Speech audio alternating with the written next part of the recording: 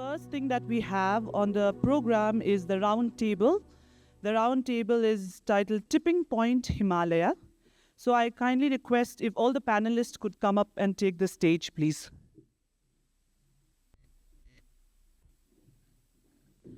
For the round table, we have Dr. Rinan Shah, Shiv Nadar University, and also co-founder of Reading Himalaya.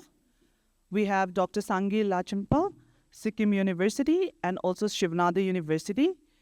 We have Professor Sohel Firdos from Sikkim University. And the moderator for the session will be Dr. Teiborlang from Jawaharlal Nehru University. I think Dr. Debolina Kundu will be joining us a little later. So, yeah, I think I'll hand it over to you, Dr. Teibor.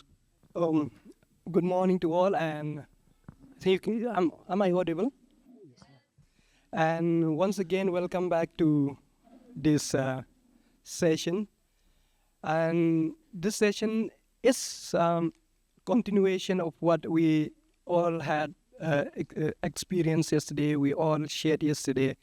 So in continuation of that, though the title of the session is Tipping Point, it sounds bleak. In fact, it sounds like, because when you talk about tipping point, generally we say about we refer it to a critical point in a situation. And as we rightly pointed out to the Himalayas, so the question is that are we really in that tipping point? Is the Himalayas a tipping point? So that is the first thing that comes to our mind. And as we continue from what we left yesterday, either from those sessions, all the sessions, the workshop we heard yesterday, we participated yesterday, we see that we face a challenge. And this challenge, of course, like in 2018, the Niti Aayog also came out with a report on the Himalayan water, that nearly 50% of the spring water in the Indian Himalayan region is drying up or have dried up. And it came up with also that same thing on the report on the inventory of revival of spring in the Himalayas. So in that sense, there is an acknowledgement of the magnitude and the significance of the Himalayas. And as far as recently as October 2025, then we see the NGT take a sumoto on an article by Professor Mahendra P. Lama from Darjeeling on the sumoto on the disaster in Darjeeling, the unsustainable development, climate change, and the lack of institutional will to remedy matters are pushing Darjeeling to a precipice. So the article which the NGT quoted says that this harmed the region as well as India's economic as well as national security interests. So it very clearly says that the Himalayas is not just about, it encompasses both people, culture, and economic and security. So in this panel, I feel that these are the issue that each member of the panel brings about. And this challenge the Himalayas, in fact, particularly from water, I'm sure you'll come to the water. I'd say there's a big scarcity of water in the Himalayas, especially I come from Shillong. So we had a big scarcity though in the sub-Himalayan of Meghalaya. In Shillong, in fact, in Darjeeling, we see that. We travel to Darjeeling, we see that. And which sometimes I jokingly that water in Shillong, particularly in Shillong, like my experience, that it's not about landlords, but it's about having water lords. You know, you have these water tanker mafias kind of a thing that control the spring water. So the owner of that land that has the spring water will sell the water. So we have that kind of a situation. And we also yesterday we listened about many issues on infrastructure, development, urbanization. Professor Debolina yesterday talked a lot about that. Tourism, challenges to waste management, we have seen that, and disaster. And more or less, we all concluded that we almost reached a tipping point. So in the light of this, what I want to discuss and share with the panel, probably the first thing I would say is that the panel probably will share your personal experience from your training, your field experience in the field, about how do you conceptualize this tipping point. I think that's the first thing that we need to start with. Now, how do we conceptualize from each of our discipline or experience, whether in the classroom that we teach to the students, or in the field, or we meet the community, and how do we see that? So probably we'll start with that. Maybe I give to each member of the panel for around like 3 minutes, so that we'll stick to the time so that the audience will have more engagement. But at the same time, for the second part, which will come later, we'll also address what is more urgent. That is, I request the panel to reflect on what lessons do we learn from these tipping points, because we are also talking about exploring the possibility of a shared future. So we start with that. And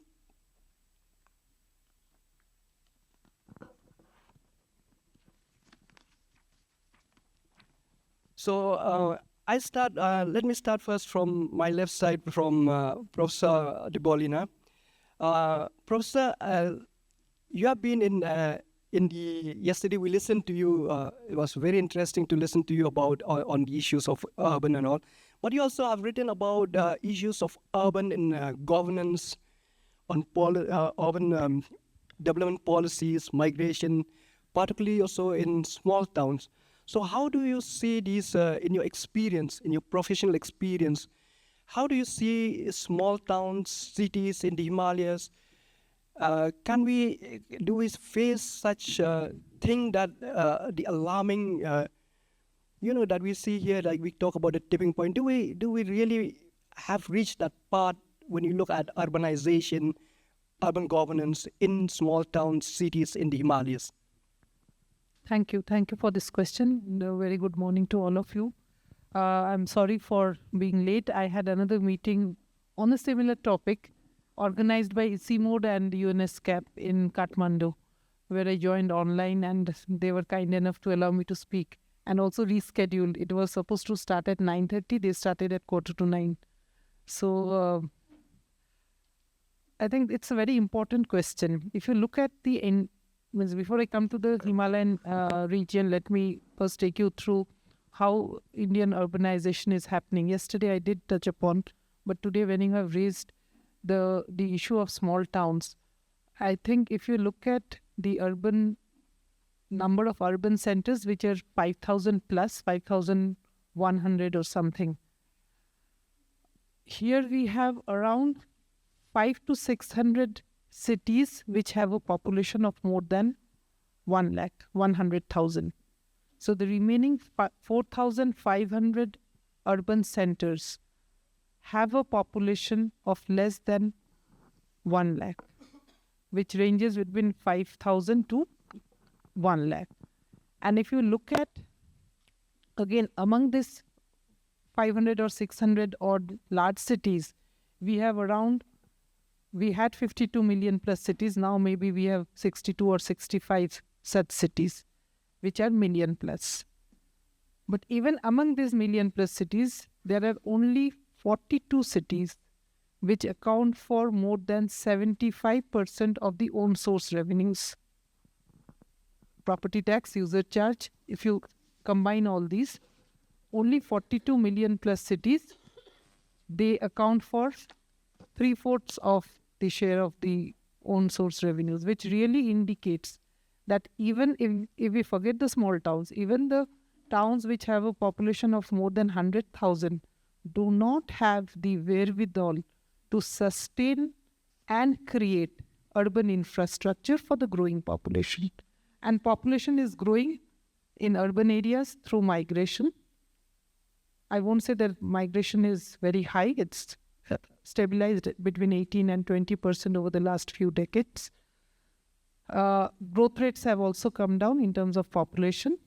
So what we are seeing, as I mentioned yesterday, is large-scale conversion of rural areas into urban areas, not by moving of population, but existing population are becoming urban where they are, which we call in situ urbanization.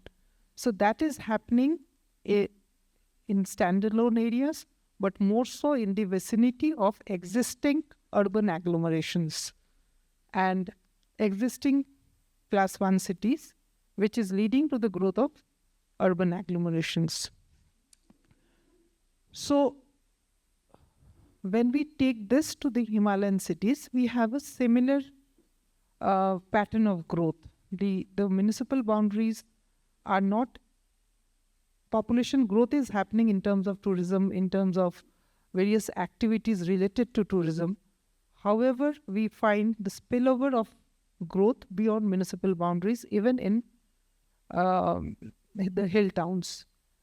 And I think you know better than me that the eastern Himalayan region is still growing in terms of the height is still increasing. I think it's about 1 centimeter every year. So we are a very young mountainous areas. So preserving the ecosystem is of prime importance. And you did mention about the water crisis. So this is one region which is flooded with water for 4 to 6 months. There's immense rainfall. However, water crisis is there. So how do we negotiate that? How do we reuse the water which we have? Go for rainwater harvesting. So that is one. And also we did a study, sorry, I'm exceeding 3 minutes. I'll take another minute. And coming directly to your point is, what is the carrying capacity of these urban centers? So we did a study for the city of Darjeeling last year. We did the fieldwork last year, or maybe early part of this year, I don't remember exactly. We are finalizing the report. So I believe similar studies need to be initiated for all towns in the Himalayan regions. So once you know what is the carrying capacity of your city or your town, I think then proactive measures need to be taken to sustain growth and also to allow sustainable urbanization in the region. I stop here and Yeah, sure. Thank you, Professor. We'll come back to you. I'll come to you since I'm continuing from that part that Professor Debolina talked about the growth of the growth of small towns beyond the urban centers, and she did mention about the water and the carrying capacity. I want to ask you one thing, since you work a lot on water, right? So this is an very, very, very, important issues for the community, which sometimes I see that in places that when people look for houses and all, sometimes water, you don't have the water, but then comes again to another part of the issues of water conflict, especially we see in some locality in the Himalayas or in my hometown, that we see this conflict on water, regular fights about water.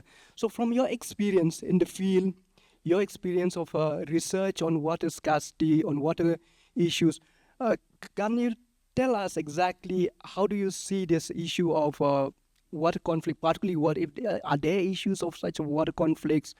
Are there issues of induced conflict that comes from water in every aspect in your research here in the Himalayas?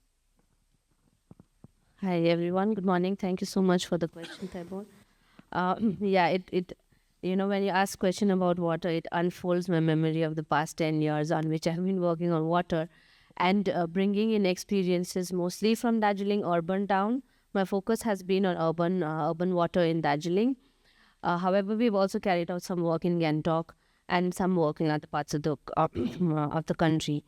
When we talk about water conflict, conflicts sometimes are very, not visible conflicts, but it's like the gentle conflicts or the nudges between different kind of water providers.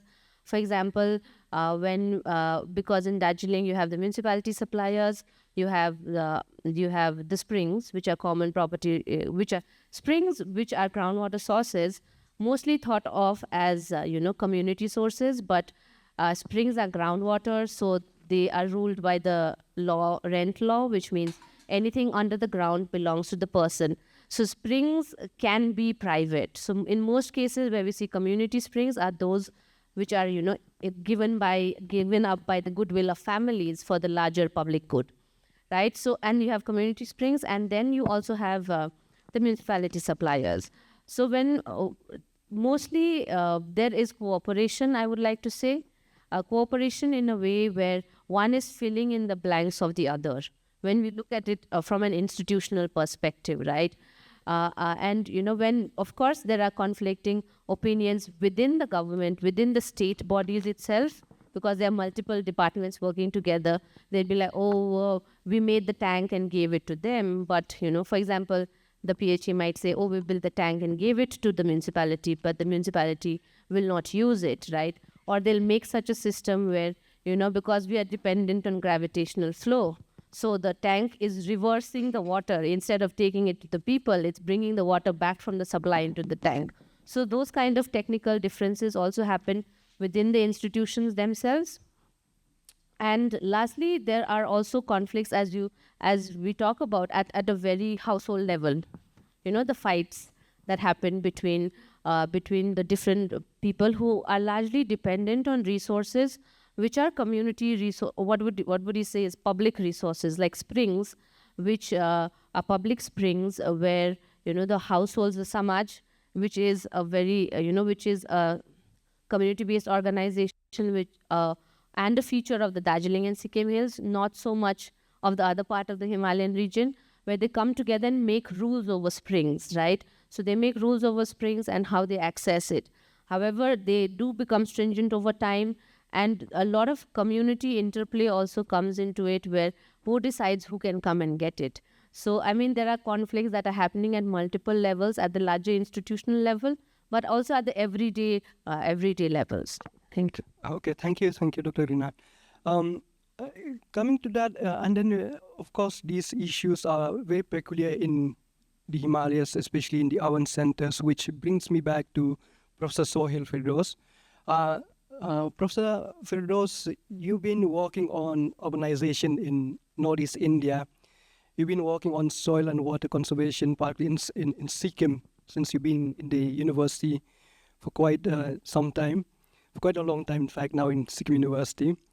And what is your experience when you see this crisis of of soil and water crisis in around Sikkim, or even in the context of waste management that you see?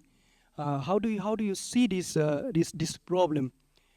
Is the problem such that it's irreversible, or are there these problems that there are scope for us that we can reverse it or we can address it meaningfully? Good morning. It's quite heartening to talk to this audience about the issues that this Eastern Himalayas are facing. Before I come to answer the question of Teiborlang, let me talk about twin challenges that this region is facing in terms of economic development and then decarbonizing the transport sector. Because given the aspirations of the region for development, there's an increasing movement of fossil fuel-based vehicles in this particular region. And increasingly, in fact, what's happening that this emission of carbon, yesterday Dr. Smriti Bastet was talking about how this carbon is accumulating on glaciers and then is kind of resulting in melting of it. So what's happening is that as, say, this private vehicular population is increasing, given the kind of rise in the income of the people, there's more and more pollution that's being added. And the solutions that is being basically often forwarded for this is that we need to transition to sustainable transport, which is in the form of EVs. Now, in this input, when we talk about these transitions from fossil fuel-based combustion engines to EVs, um, in fact, we can draw from social movements two terminologies. One is diagnostic, second one is prognostic. So these two references basically talks about a particular problem and the solution that fits to this particular problem. So identifying that we need to decarbonize, we are moving forward for transition to uses of EVs. But in this process, we forget that the components that do come from different parts of the world for making these EVs. This is all basically, say, magnets that are required for manufacturing these batteries. Now, this is mined in one of the most impoverished areas of the world. And if we think of the people who are working in mines, then the worst violations of human rights in the mining areas in which the workers are working in this, where this rare earth being extracted for magnets.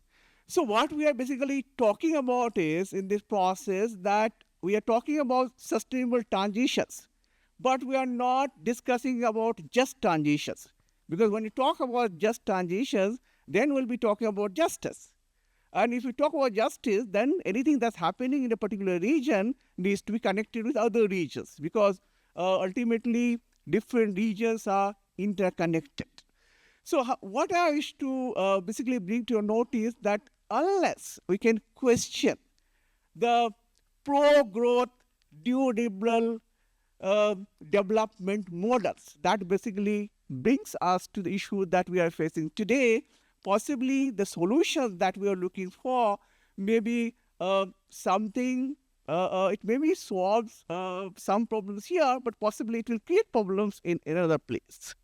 So this is something of great importance. Now coming to Teibor's question of this waste. Now the understanding that we have is that its product.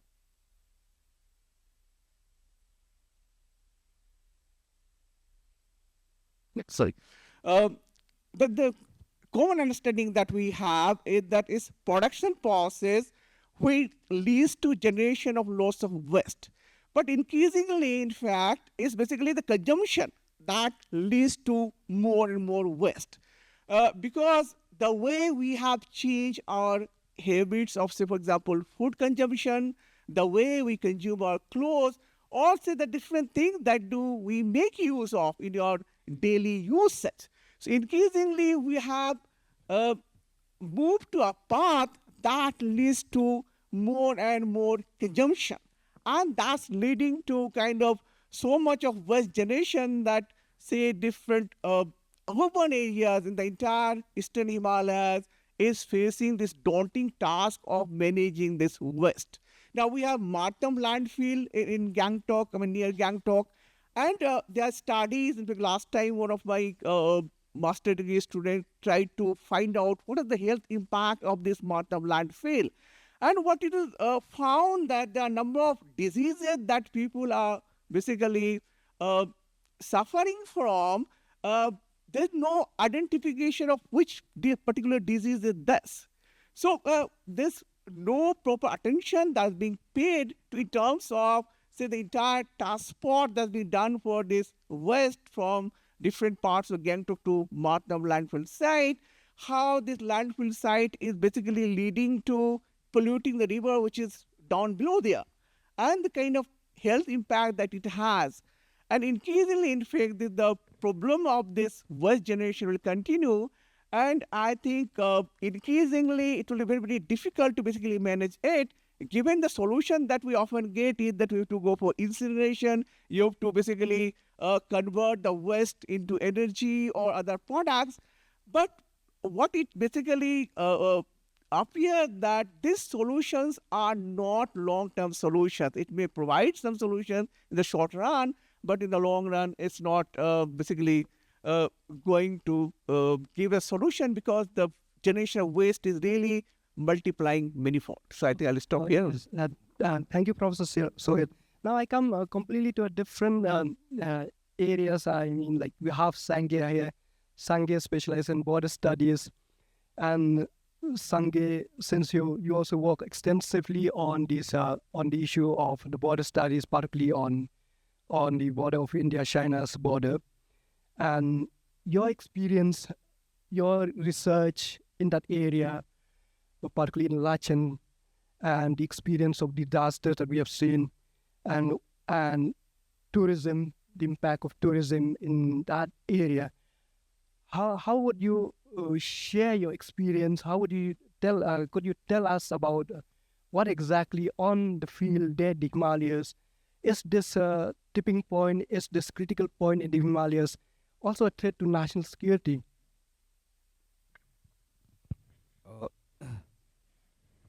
Good morning. Thank you, Tabor. I think I'll start with bringing in something which since I've been listening since yesterday, there's been little bit very little talk on, especially the agency or what we understand as variable of geopolitics, especially in the context of Himalayas. I think one aspect is that comes from my field experiences in one aspect. Also, another aspect is also my lived experiences and also my disciplinary training. So yesterday I've been listening, even today, like say for example, waste management, zero waste, conservation, urbanization. So my understanding is that many of these are pushed by what I understand as geopolitics. And geopolitics is something which we are very uncomfortable talking in, say, public platform like these. But it is one wherein we cannot escape. Of course, like one aspect is also the fact that we also have to understand, these issues functions within the larger landscape of what Tabor was talking about, security. And in these Himalayan belt, I think we are all dominated by the larger security-centric narrative, or what I understand as, traditional security, or what you understand as state security. So that is where, all other issues or all other security aspects, say for example, environment security, right? Human, say for example, animal security, so to say, right? These all get subsumed or marginalized in many instances. So that is where, actually I'm not trying to, blame India or critique Indian state as such, but then I think it's a problem with the whole system. And it is not something, only oversight we can change it. It becomes transboundary, so to say, right? So one aspect is we need to change the discourse now. If we have to manage all these aspects. So that is one aspect, the changing of the discourse. Because say, for example, everything happens within this dominant discourse of state security. So in that sense, other things does not have much space to negotiate. Right. I was just going through the policy brief this morning, and I saw Forest Conservation Act 2023. I think within that also there is, say for example, 100 kilometers from the border which are exempted from these. And then yesterday we had other speakers talking about planning. How in a sense, when you devise projects, you have planning mechanisms. But my understanding is that geopolitics does not have time. Say for example, India-China for that case. I mean, we are competing in one sense. So in that competition, I mean, we don't have time for planning. There's no time. Or for that matter also, even if it happens also, the time constant plays a huge factor. So that is where we now move into what we understand as on-plan development. Of course, I was pointing out that has to do with my lived experiences also. Say, for example, urbanization. Of course, like, staying in Gangtok or say, for example, Darjeeling or Kalimpong, we would not make much sense of these. Because my understanding is that even within the peripheral areas also, peripheral borderlands, we also have the relation of core periphery within the periphery also. So if you move outside of Gangtok, say just few kilometers up towards the eastern side or to the northern side, that is where we see the whole nexus of geopolitics. Civics, I think someone is talking of graph also. That has to do with my lived experience also. I've tried to study it, especially the post-crisis aspect. We have talked of the civic example yesterday. Keynote speaker Dr. Simiti was also talking about the rising temperature in the Himalayas, right? And someone is talking about the youth compromising also, right? So in that sense, understand, see, even the temperature rises within civic example. If I have to take the case basics, South Lona Lake also, I mean, sitting in Ganto, we might not see it. But then if we go to these areas, we have lots of construction projects, say road building, right, housing. And it is not only the case, as I was pointing out, it is not only on the Indian side of the border also, it is on the Chinese side of the border also. So that is where, the heating of temperature, that is where my understanding is that we need to look at the broader picture. And one aspect is also, it happens within the agency or the structure of geopolitics. So if we are not able to caution or change the discourse, I think many things are going to be a little bit problematic. Thank you, Dr. Sangay. So, see, with this, we covered almost all aspect of it. Then I come back to the panel, maybe the panel, so that panel in a quick, say 2 minutes, so that we'll have a time for the audience for the Q&A.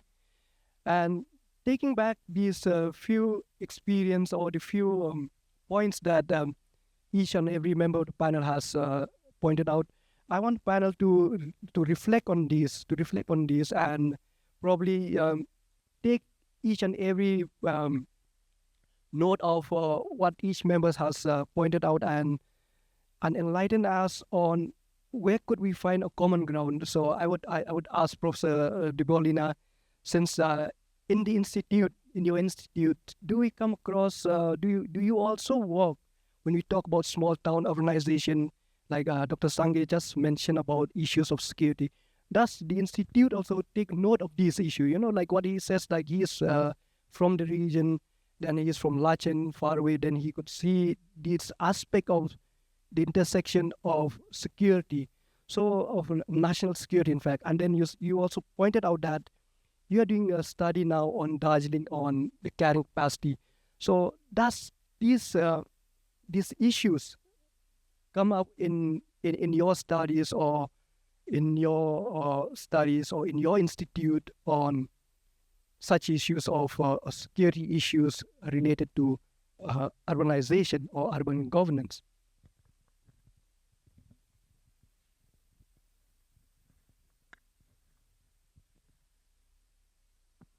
Thank you for the question. To your first question, whether we take into account the geopolitical scenario, the security issues, where urbanization is impacted, would be impacted in future. No, we do not have a very focused intervention or cognizance of the geopolitical issues. However, small and medium towns, I think, is the overall growth, the challenges, and how do we streamline the growth process to become sustainable, be it water, be it infrastructure, be it solid waste management, be it liquid waste management, be it water security, climate resilience. How do we use data? Increasingly, we use both static data and AI for predictive analysis. These are the areas where we are working. We have just signed an agreement with Niti Aayog. It's called the Small City Initiative. I was a bit hesitant to call it small city because the focus of the towns is between 20,000 to 1 lakh. And for Pan India, we are looking at what would be the best models of growth for these cities, and how these cities could also, because the budget announcement of this year, it is looking at the Urban Challenge Fund, where only 1/4 of the entire infrastructure cost would be catered to by the central government, and 3/4 has to be market based, either by the ULB or the state or private sector. So we cannot leave the 4,500 odd small towns from this net. So what are the challenges which the small towns need to address in terms of financing. So those things are also going to be studied, and once we are done with the report, we will definitely share to the larger audience. Thank you. Firdos, I'll come to that one since Professor Debolina talks about growth, importance of growth. So how do you also mention about growth and consumption, and you already pointed out about the EV, bringing an EV does not solve the solution per se. Because I remember from the first time I visited Gangtok was in 1998. So, and the next one was, of course, when I joined Sikkim University in 2008. And then I left Sikkim. Then at that time when we came to Sikkim, we could the last taxi that travels from Gangtok was only till Holy Cross School, so they don't go beyond because there's nothing out there. And slowly we could take a bus, or we could ask any private vehicle to give us a lift to come to Gangtok. But this time when I came back the first day, then we could see the traffic jam. Right, we could see it, and so it's an issue. Despite the fact that I can see in Gangtok, still you have these buses running regularly. But then, in the sense that you already mentioned out that growth. Yesterday we talked about aspiration, about aspiration, and in this whole matrix. And how do you see that growth? How do you balance that growth with consumption? How do you balance that growth? How do you balance that urbanization, the carrying capacity? How do we address this in a small town, especially like Gangtok? I mean, this reminds me particularly, and then how do you challenge the idea of mobility, public service, public mobility, like buses, so on and so forth? In fact, when you talk about this development-related issues, more so in urban areas in the entire Himalayan region, so I hinted at this new liberal kind of growth models that we follow. And increasingly, we become more and more consumers in this whole process. And I think this is the kind of problem that's there. Because, say, in a city like Gangtok, the increase in SUVs is amazing. Earlier, say, even taxis used to be Maruti 800s, but increasingly, what you see is that the different other variants of vehicles are on the roads now. So what is happening that increasingly the tendency to consume more is something I think has a long impact on the society, on the people, and the whole development process in the Himalayan region. So I think we need to reorient ourselves, whether we can challenge the development model that's been put forward to us, that we want development at any cost.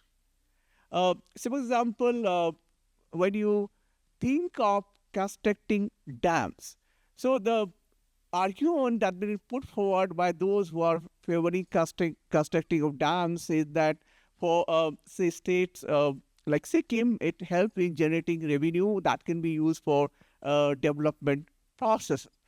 So, this kind of generation of hydropower is basically meeting the energy needs in far-off places of the country. Now, that means we want development at any cost. So I think we need to reorient our thinking about the whole issue of growth, are moving away from agriculture to other activities.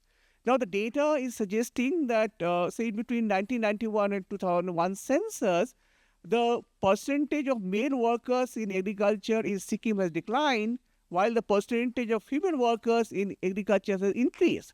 That means the whole practice of agriculture is increasingly left to women in the rural areas. So that means this is what I hear from different conversations, also with different people, that increasingly people want to just leave agriculture because they think it is not economically remunerative activity, and then they basically enter into say activity like tourism or service sector, hotel, all this. So I think here, as it's more income driven activities in which people are interested, here also I think we need to rethink so that one can think of some sustainable practices that may lead to a better growth. Thank you. So we're talking about then when we talk about that growth development, so we move towards this. It seems that we move towards the ecological impact of these activities. And I want to ask Rinan, and how do we address this? Quick, so that we can have a Q&A. How do we address this ecological imbalance in the whole crisis, or in this matrix of development, chasing for development, chasing for infrastructure? How do we balance these with the ecological balance? Yeah, I mean, I think since yesterday we know that it is a pretty difficult task to do. However, I would like to talk about in a sense also how these problems are defined.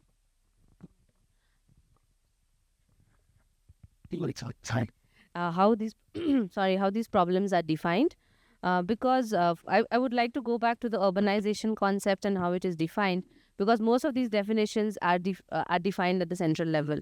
So when you talk about urbanization, urban is largely defined only by population, right? But as you know, the hill stations across the Hindu Kush Himalaya are colonial hill stations, and they have been phases of urbanization through the British era. So in a sense, their urbanization is defined much more by population, but also by kind of, via services. So when we talk about Darjeeling, it comes under class 1 city, but do they have the services of a class 1 city? So how do you define a class 1 city? It cannot simply be population. That was the first thing. And secondly, even I think I would go back to how the policy defines it, especially when we talk about water conservation. The narrative largely is, oh, we must save water. But here, we are not receiving any water. So how do we save the water, what we are not receiving also? So in a sense, when you're talking about ecological conservation also, and the ecosystem services and other things, is are the people actually receiving the bare minimum that is required to lead a dignified human life, and probably take the conversation forward from there. Thank you.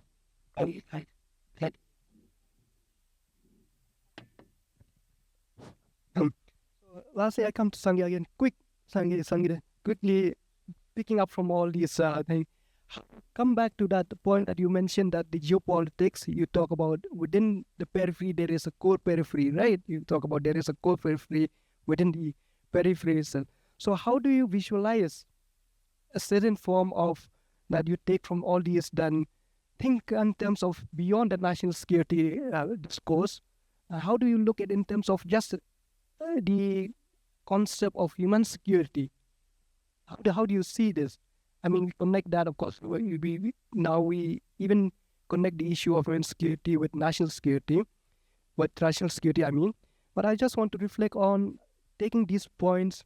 How do you look at an issue of human security? Quick point. I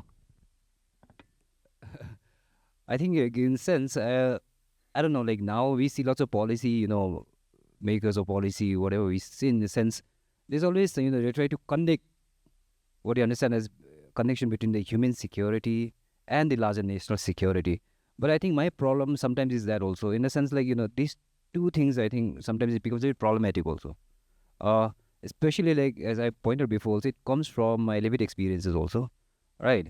That is where sometimes, in my understanding, I don't know, it can be a little subjective connotation also.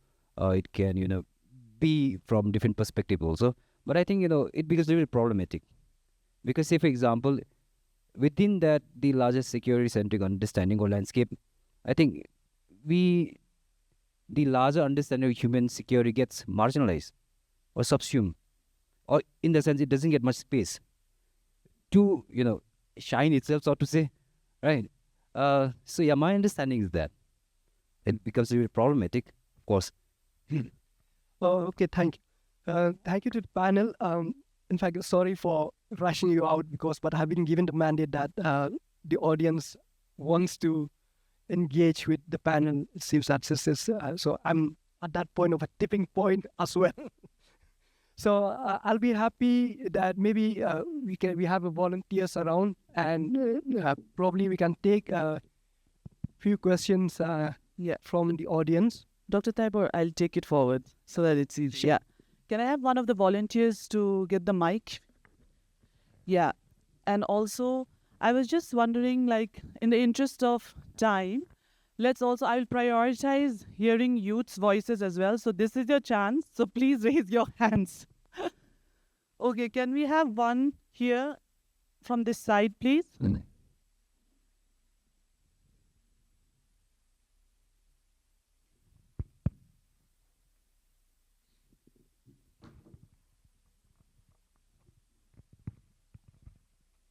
Good morning.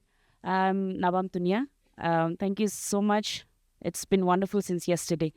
But I really want to thank Dr. Sangay for bringing in geopolitics. Just because it's uncomfortable doesn't mean we shouldn't talk about it. So my question goes for Dr. Sangay. I am also from Arunachal Pradesh, which is another very sensitive state, right? So in that term, you spoke about security and strategy, and coming from Arunachal Pradesh, we also have that lived experience. So trying to bring in the ecological aspect of it, I want to talk about the hydropower project. Now, we understand it's a necessity in some aspect, but in the name of national security, the voices of the locals have been sidelined. But in another way, when we look it from an Indian state point of view, it is a necessity as well. So how do we navigate that? If anyone has followed, there has been too many controversies recently.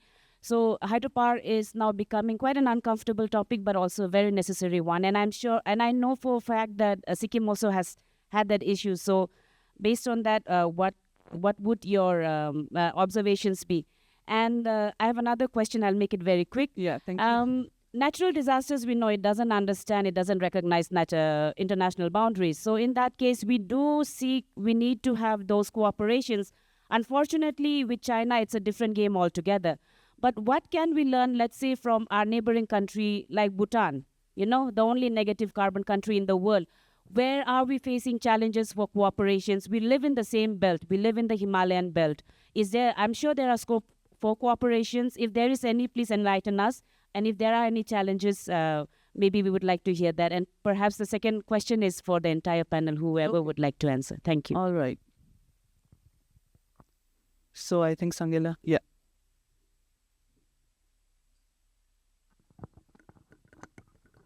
Thank you, Tunia. I think, like when we talk about dam construction, of course, we see, lots of dams coming up, especially in the Himalayan belt. Of course, you also talk about, say, India building the dams, right? Of course, for me, if you look from, say, state's perspective, we don't have a problem with that. The larger problem is dam building, be it India or be it China. So in that connotation, I think India is just playing the catching up game. Right. Say, I think recently China came up with the Medok Dam construction. So again, India is coming up with other one in Arunachal.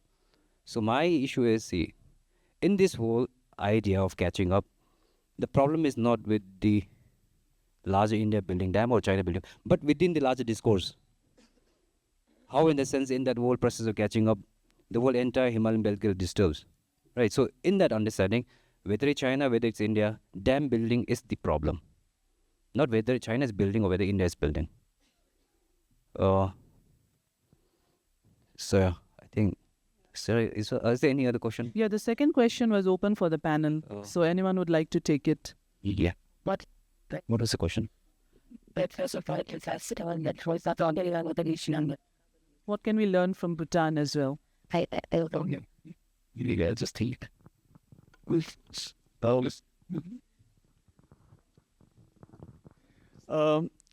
Well, we appreciate the understanding that a number of issues, particularly related to environment, they do not recognize political boundaries. Now, for such issues, the importance is that there needs to be cooperation among different countries. Now, better we can bring different countries in different platforms. That kind of solution may not be possible. So as of now, we have a number of international forums in which different countries to come together and kind of talk about different issues. So it's true with environmental issues or issues relating to disasters. So I hope that increasingly the different countries, the world, do realize that the natural processes do not recognize any political boundaries, because political boundaries were basically imposed on kind of nature. So given this fact, increasingly there needs to be more and more negotiation between different countries so that we can think of a better planet. Thank you. Yeah, thank you so much. I would just like to say that I completely understand that context is important, but when the conversation goes long, the question gets forgotten because, so it takes time. So let's keep it short and let's try to ask the question directly. Yeah, thank you. Yeah, you can have the mic, please. To Professor Sohel. So I really want to know if EV is the solution for mountain areas, because longer drives over here does not seem very practical. And with CNG, what we've seen, the practicality of the implementation of CNG, when we were told that it's a better solution to petrol and diesel, there are still auto rickshaws waiting in line for 30 minutes to fill their tank. So the infrastructure is not there. Batteries have to be replaced faster, and longer drives practically in the mountain regions do not seem like very feasible to me. So what's your take on that?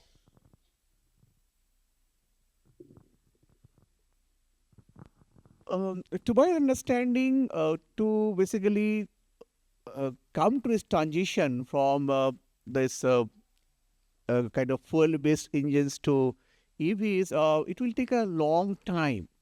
And as all of us know, that the entire demand for this rare earth materials has gone up so much that now different countries are negotiating whether one can ensure the supply of this rare earth material like magnet to produce these EVs.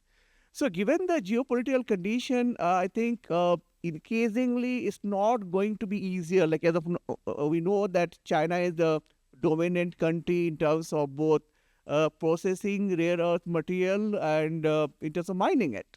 And China is increasingly putting more and more restrictions in supplying those magnets. So as of now, though it may be promising that we can use EVs as a form of transition, but it seems that there are a number of hurdles which are there that needs to be basically kind of overcome. And as you rightly pointed out, that the whole infrastructure that's required for this transition is not in place. So unless there are proper policy measures that have been taken, I think the challenges will remain. Thank you. Yeah, please. Yeah, Dr. Nadar. It's not about it's not about just we have the EV or the infrastructure or anything, but the question is about urban mobility, urban transport mobility. That is the most important, particularly from my experience in a few places, like maybe in Gangtok, then in Shillong, in Kohima. There is absolutely disastrous urban transport policy. For example, like you talk about, you see more SUV, more cars, but at the same time in places like you see in other places, for example in Shillong, that this buses, Jundrum bus, this Jundrum bus, they don't work. I mean, from the tendering process, to almost everything that could go wrong.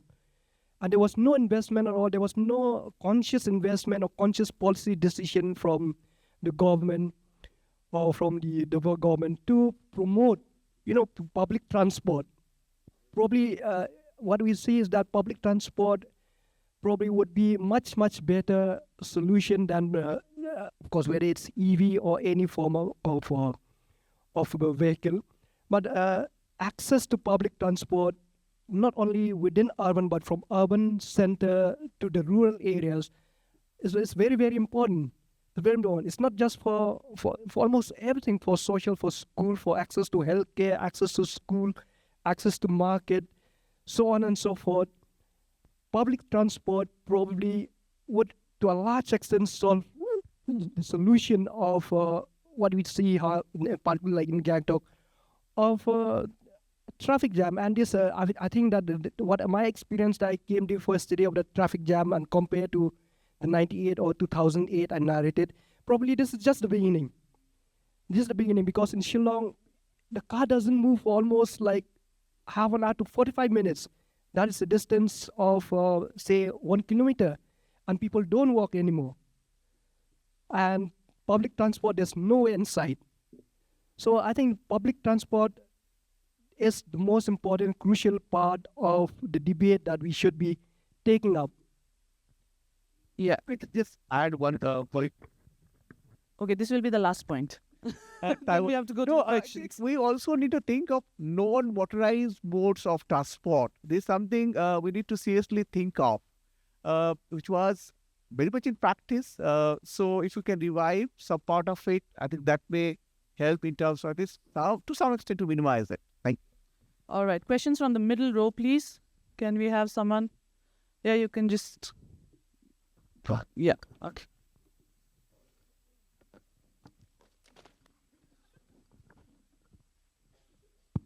Thank you so much. Myself, Rakesh Sharma. I noted down few things from the panel discussion, and I might have been landed on a confusion. So I want some clarity from the panel that we are moving towards an unplanned development caused by competition on geopolitics, is what has been quoted by one of the panelists, both within the core periphery and also the periphery around the globe. There are water conflict. Another panelist quoted that water waste crisis, and another panelist quoted that the government of India and the state government or the market for the purpose of development. Central government is providing 1/4 and 3/4 of the investment are supposed to be grasped from market or other stakeholders. So if that is the case or that is the scenario, then are the development that what we are expecting will be in favor of sustainable people, planet, or it will be in a favor of more like corporate oriented profit? And if corporate oriented profit is what we are proposing, then I believe it will add more towards climate crisis, carbon footprint, and so-called crisis in Himalayas. And if that is the case, then are we moving towards making mountain corporate slave, or we are allowing mountains to be mountains? Thank you. Okay, so it was a comment and a mix of questions, I see. So would anyone wants to just like to say something on that? Okay.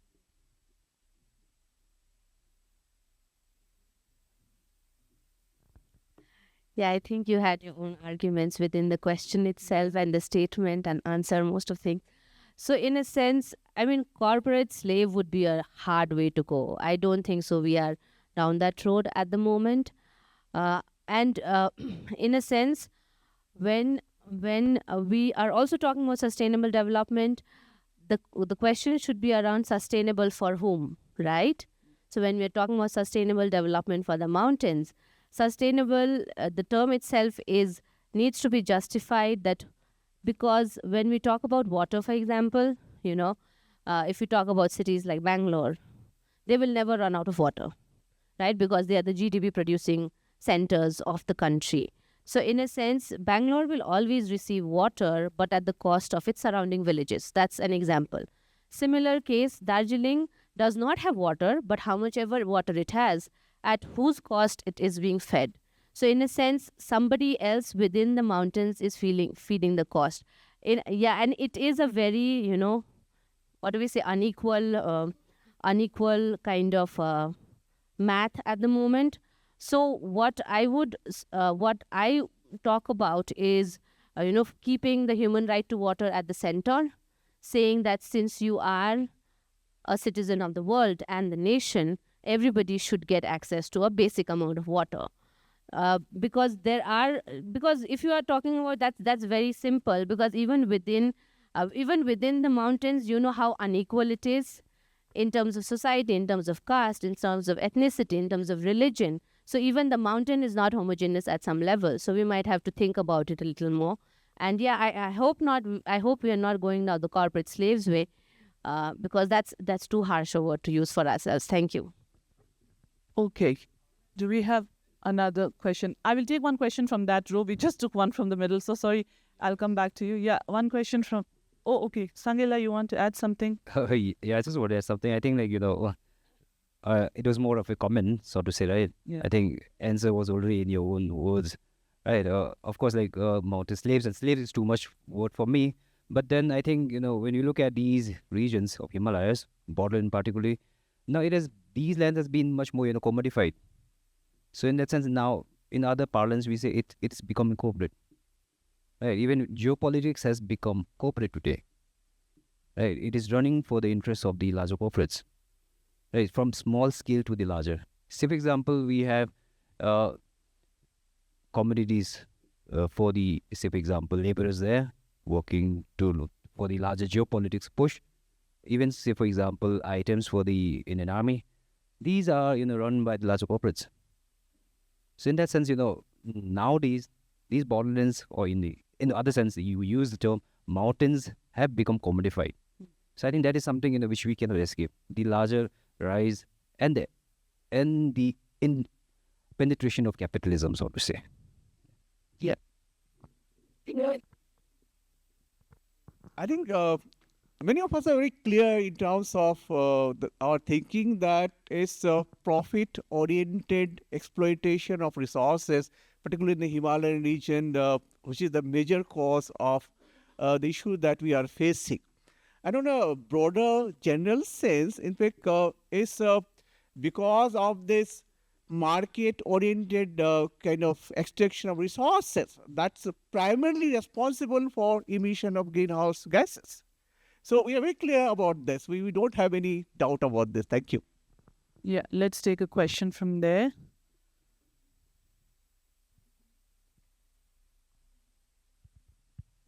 Okay. My question is, when we talk about tipping points, if I close my eyes in a systems thinking way, it's waveform, a graphs that we imagine, right? It goes up, it goes down, it goes up, and it goes down. And then when it goes down, that's when the tipping point happens, right? But in the absence of longitudinal data, it's so difficult to have those waveforms and understand that we have actually reached a tipping point. If we are reaching it, it's difficult to show, prove, illustrate, convince that we are reaching a tipping point. So in each of your domains, how do you convince the government or anybody in front of you that we are reaching a tipping point? Okay, conceptually, tipping points are transition points from one state to another state. It's something like if you drop a ball on a slope, then the ball will never come back to the point from where the ball was dropped. So in terms of concept, if any state basically goes through this particular transition, then we have crossed that tipping point. It's possible that, say, if there's a lake and the resource of this lake has been exploited so much, then there's no possibility of recovering that particular lake, then it has basically crossed the tipping point.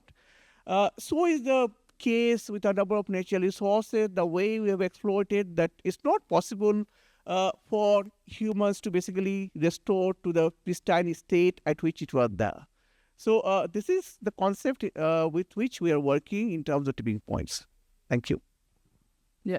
Okay. I'm from Sikkim. My name is Pema. Mike, can you just hold the mic? This morning I just commuted from a village in Sikkim. So was saying, was talking about the,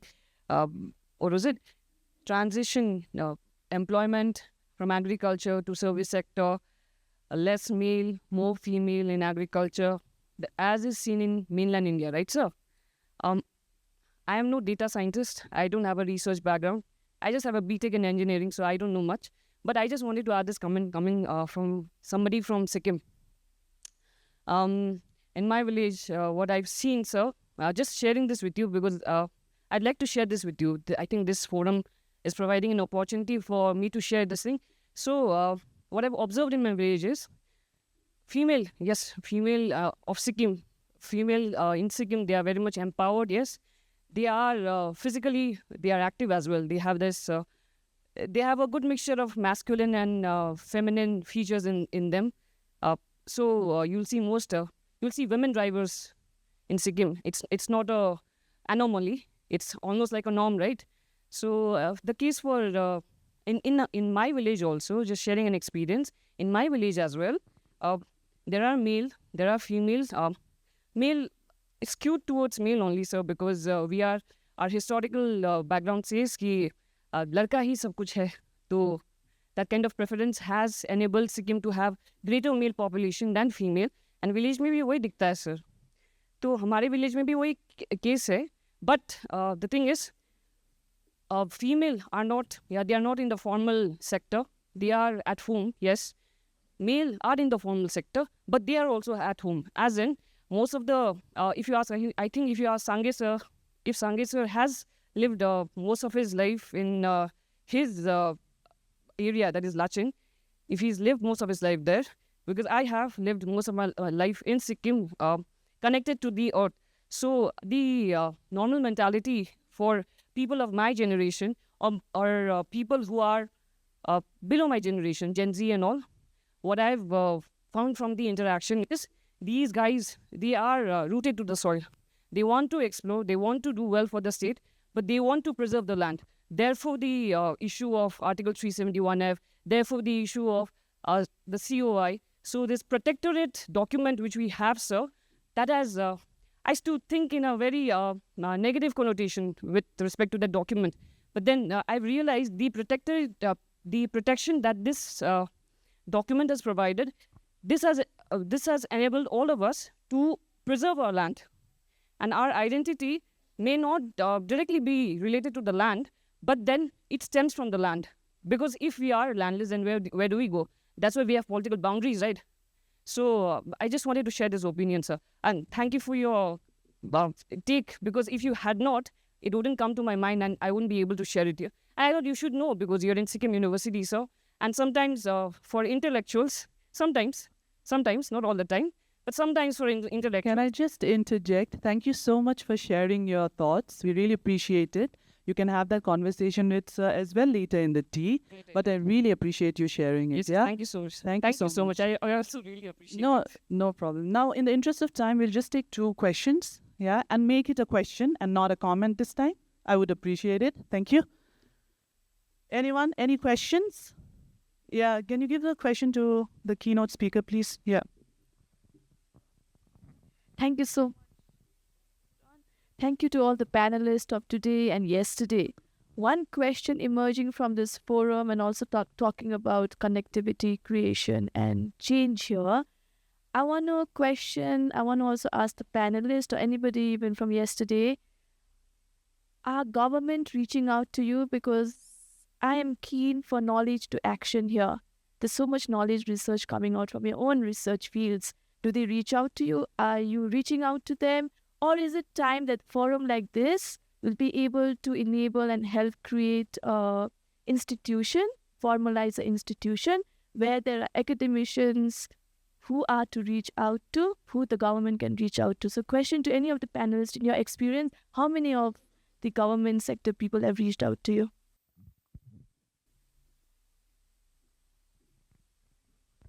I mean, I think I would like to start off by saying, as an organizer also, that our panels are composed of people from the government.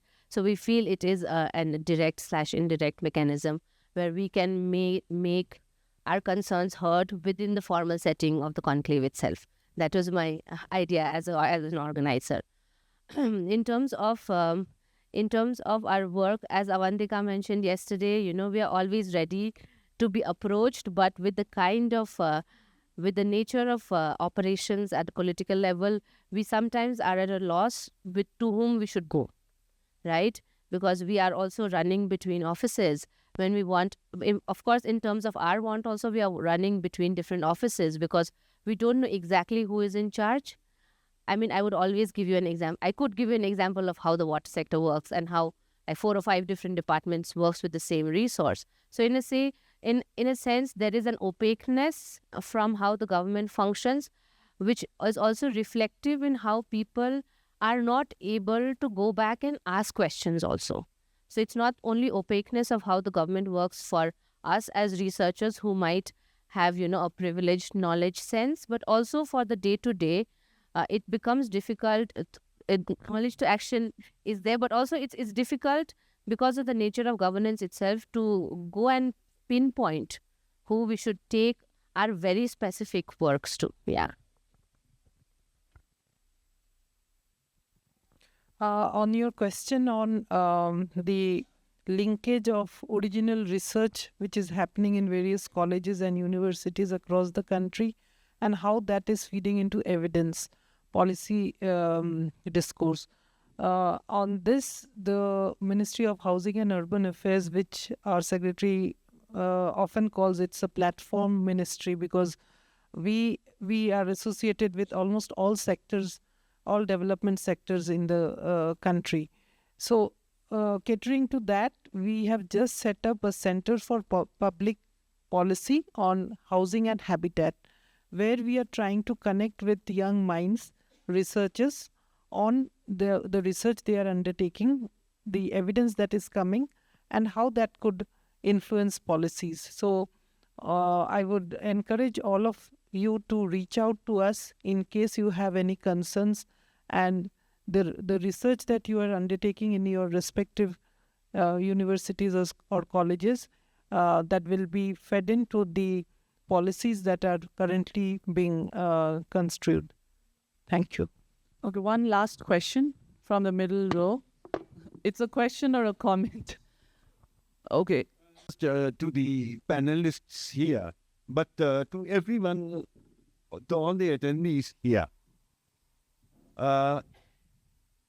Since yesterday, I mean, we've been talking about everything, all subjects are, everything is at a tipping point. I mean, that's agreed. Now, one question to everyone is, you take a look at what is around us, all these semiconductors, to your whole lighting, to your seating, to everything.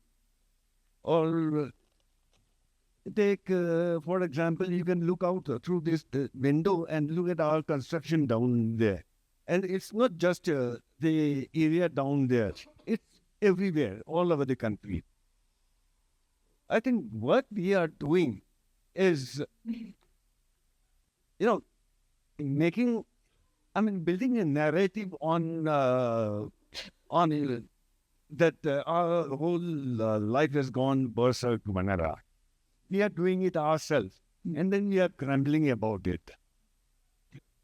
And I don't know if everybody will agree to that. You think of these semiconductors that go into these digital, all of us need mobile phones. Think of the semiconductors that go into building the mobile phones.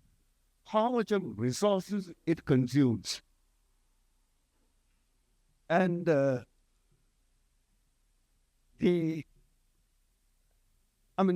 hope I made myself clear. So the question is in terms of what are the resources that we are using? So the question is, are we doing it right? Okay. And,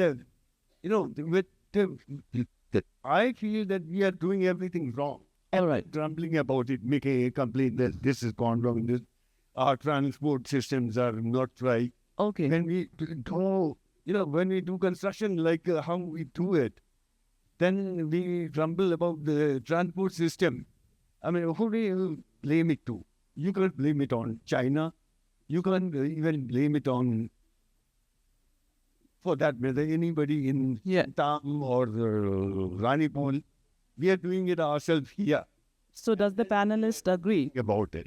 That what are we doing, are we blaming ourselves in that manner, right?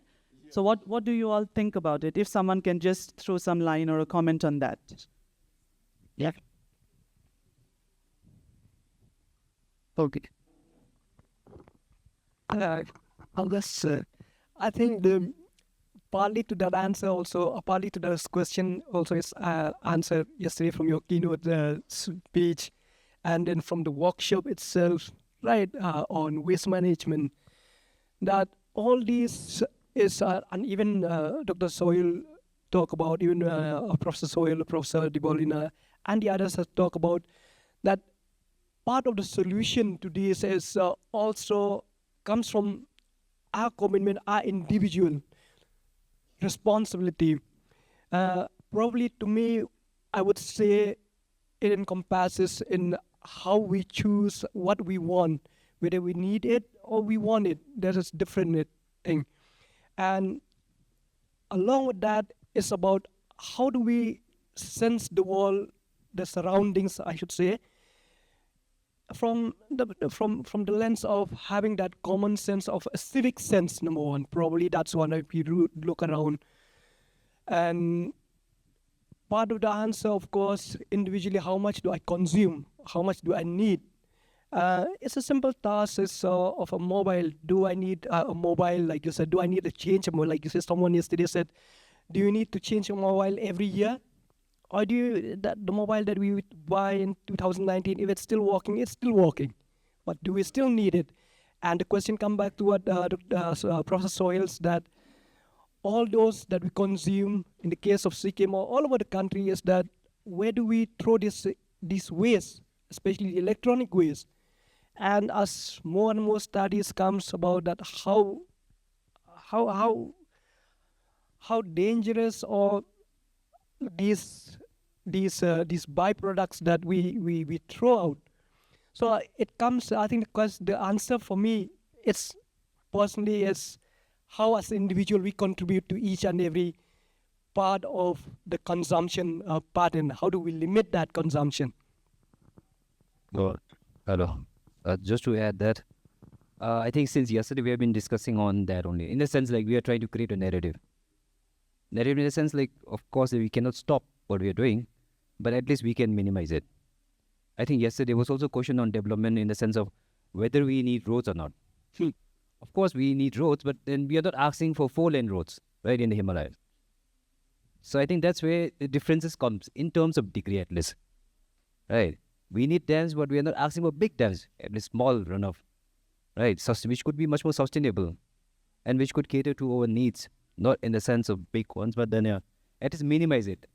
I think that's where, my understanding is that if we are able to create that narrative of minimizing everything, of course, we cannot stop what's happening, but at least we can control to a certain degree, or what we understand as the acceleration part. We can at least, stop the great acceleration, which we are happening at the present pace, so to say. Oh. We could go on and on, right? So I'll just add one last thing about how infrastructure and projects come in. I usually like to quote this thing when I say, people in the hills only come to know of projects when the trucks start rolling down your hills. So in a sense, you don't even know what is happening until and unless it starts getting dug up. So the opaqueness of government, the whole procedure of how infrastructure development happens, who is developing it. So there is always somebody to blame. So we have to figure out who it is. Yeah, thank you. Or we have to start the conversation at least to know that when the trucks are rolling so that the people know about it, right? So in the interest of time, I'm so sorry. I know there were more questions. You can talk to them later and discuss it. Right now, we'll go for the break. Firstly, I would just like to thank you all the panelists for being here and discussing and also engaging with the questions. And we'll take a photo in a while.